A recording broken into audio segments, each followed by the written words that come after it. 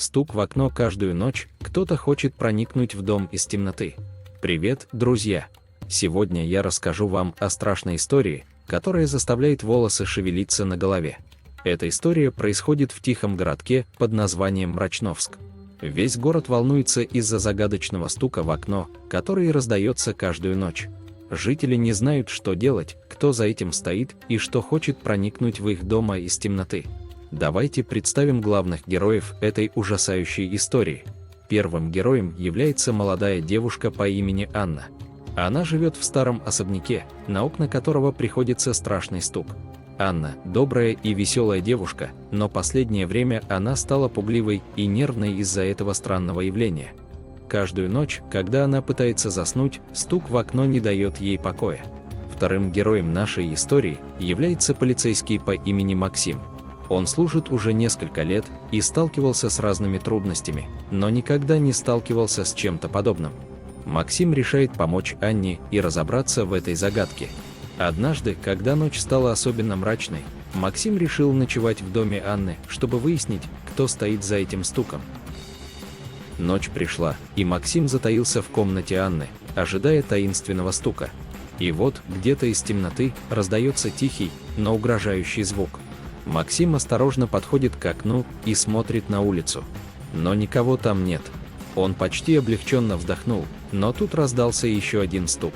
Максим быстро повернулся и увидел теневую фигуру, исчезающую в ночи. Он понял, что это нечто непонятное и злое, что хочет проникнуть в дом из темноты.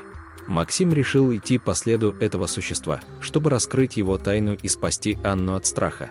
Он знал, что в городе Мрачновск есть старое кладбище, место, которое скрывает множество тайн и загадок. Приближаясь к кладбищу, Максим ощущал, как его сердце начинает биться сильнее. Он чувствовал, что каждый шаг приближает его к опасности. Но он был решительным и готов бороться с этим злом. Когда Максим наконец достиг кладбища, он увидел огромные старые деревья, которые казались живыми. Воздух был наполнен запахом гниющих листьев и загадочного смрада. Максим медленно двигался между могилами, будто на охоте за неизвестным монстром. Внезапно он услышал приглушенный шорох и замер на месте. Вокруг было темно, но он чувствовал, что не один. Он стал двигаться аккуратно, не издавая лишнего шума. Но тут из-за одного из могильников выпрыгнуло странное существо. Оно было одето в черное, его глаза светились злобой, а руки были удлиненными и острыми. Максим сразу понял, что это была та самая тварь, которая проникала в дом через окна. Он достал свой пистолет и прицелился, но странный монстр был быстрее. Он увернулся и скрылся среди могил, оставив Максима стоять в полной темноте. Максим понял, что борьба только начинается.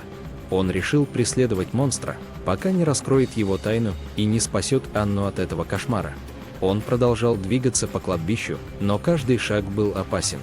Казалось, что темнота схватывает его, а гробы и могилы обретают жизнь.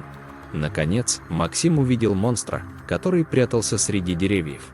Он был готов схватить его и покончить с этим кошмаром. Но тут внезапно раздался оглушительный вой. Максим посмотрел вверх и увидел стаю летучих мышей, которые нападали на него.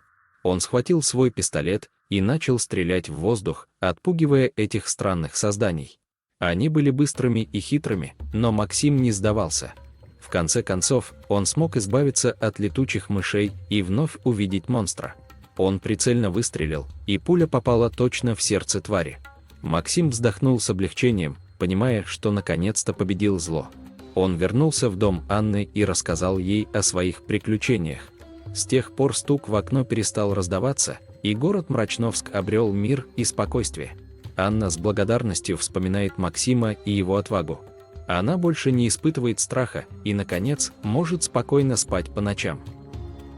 И вот, друзья, этот ужасный стук в окно оказался злобным монстром, проникающим в дом из темноты.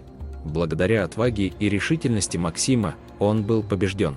Так что не бойтесь темноты и смело идите навстречу приключениям. Кто знает, что еще скрывается в ночи.